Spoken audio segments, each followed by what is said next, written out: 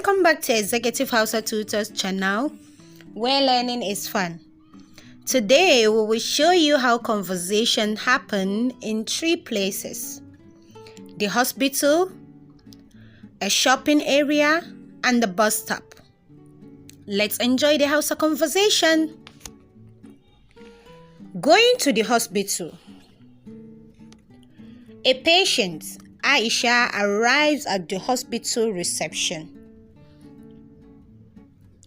At the reception, Aisha, ina kwana? Dan Allah ina neman wurin register. Good morning. Please, where is the registration desk? Nurse, lafiya lau. Ki je can bakin window na biyu. Su za su yi miki register. Fine. Go to the second window over there. They will register you. Aisha, na gode. Thank you. With the doctor. The doctor. Sannu Aisha. Me ke damunki? Hello Aisha. What seemed to be the problem?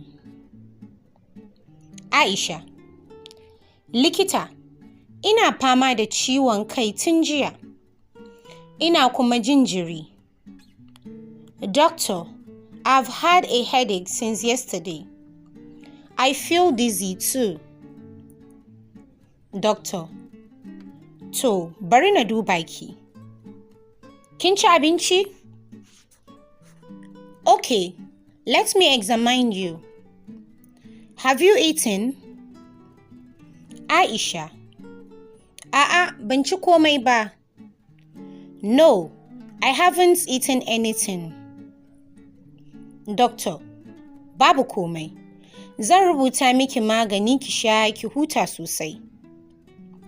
It's fine.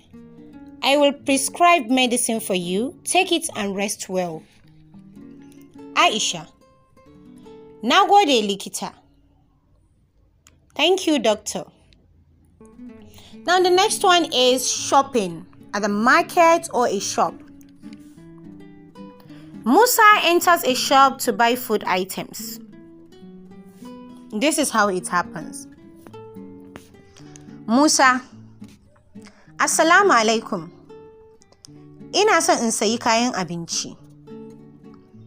Peace be upon you. I want to buy some food items. Shopkeeper, wa alaikum salam. Me kake so? Peace be upon you too. What do you need? Musa, dan Allah, nawa ne shinkafa kilo 2? Please, how much is 2 kilograms of rice? Shopkeeper, Naira 600 ne. It's 600 naira. Musa, to bani, kuma ina son man gyada kwalba ɗaya.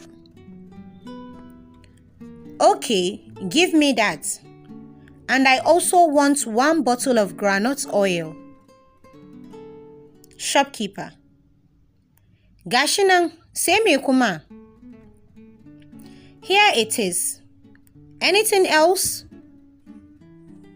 Musa, babu, wannan ya isa. Nawa ne kuɗin gaba ɗaya? No, that's enough. How much is everything? Shopkeeper, Naira 1,200. 1,200 naira.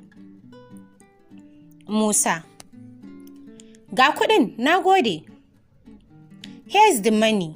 Thank you. Shopkeeper, Allah ya kai ka gida lafiya. Safe journey back home. A wajen siyayya, za ka iya cewa, nawa ne? Ba ni wannan, ina son in gwada shi. When shopping, you can say, how much is this? Give me that. I want to try it. at the bus stop. Halima is waiting for a bus. Halima, don Allah, wannan bus ɗin ta zuwa dogon ƙarfe ce? Please, is this bus going to dogon ƙarfe?